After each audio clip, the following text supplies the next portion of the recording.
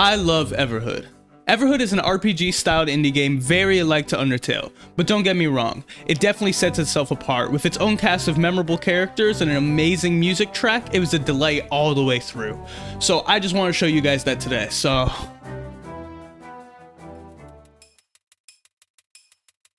EVERHOOD starts with a blue gnome stealing your arm. From there, your goal is to chase him. You complete a nice little tutorial with a frog and then get to grooving, meeting a bunch of different silly characters. You knock into the wrong one and destroy his priceless drink. Or, well, I mean, it does have a price, but not one you're willing to pay though. So you duel it out, and this is the first fight that really made me fall in love with the music in this game. The music is EVERHOOD's greatest strength. I always wanted to journey onward just to see the new tracks that were waiting for me. The music may have dragged me in, but I also absolutely love the battling mechanic. The battles are hand in hand with the music, with the attacks coming at you at the rhythm of the song.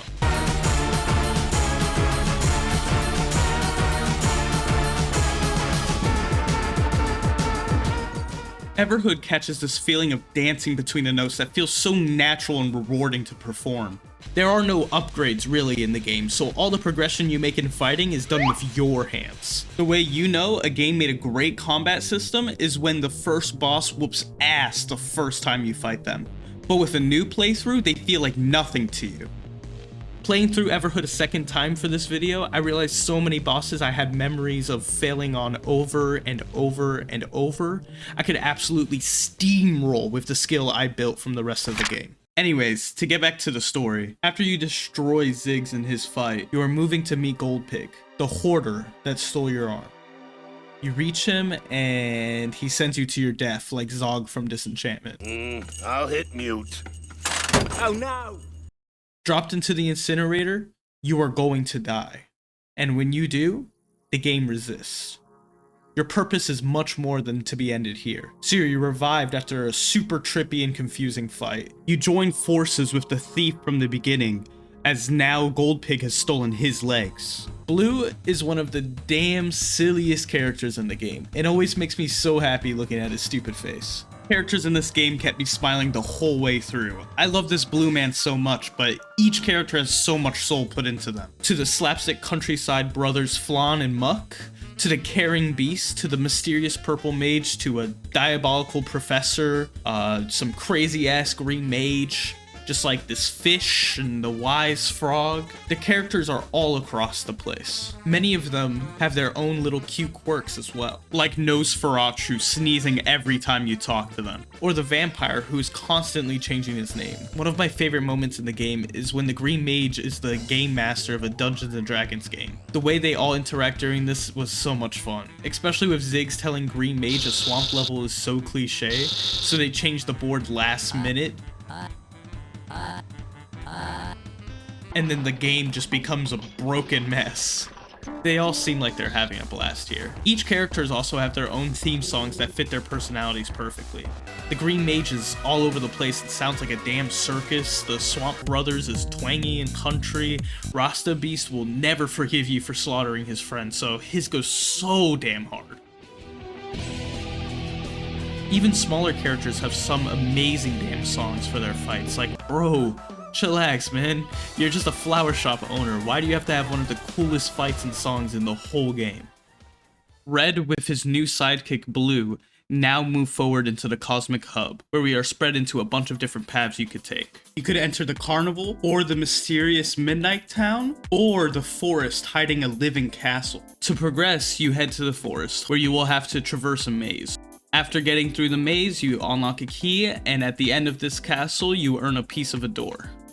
There's 3 pieces of this door spread throughout the Cosmic Hub, and once you find them, you will put the door together and finally be able to reach Goldpig in his hiding spot, way beyond what feels like the intended game design. Seriously, it was so weird to stumble across this 3D world the first time, and the music here is not a huge help. Now, I want to discuss the story, but it's really hard to say much without ruining the whole story for someone who hasn't played the game. So if you're interested in that, I would go check it out.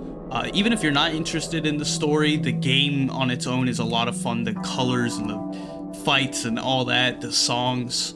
So I really recommend that you go pick it up and play, but for now I'm gonna spoil the rest of it. This game was definitely made while on 3 pounds of black market acid. The story is one of immortality and the pains that come with it. From what I gathered, EVERHOOD, the game, is almost a prison for these people. They have gained immortality, and with thousands and thousands of years passing within this video game, their lives have become almost meaningless. This is why all the characters are exaggerated and eccentric. They are going insane and trying to cure their boredom in any way possible.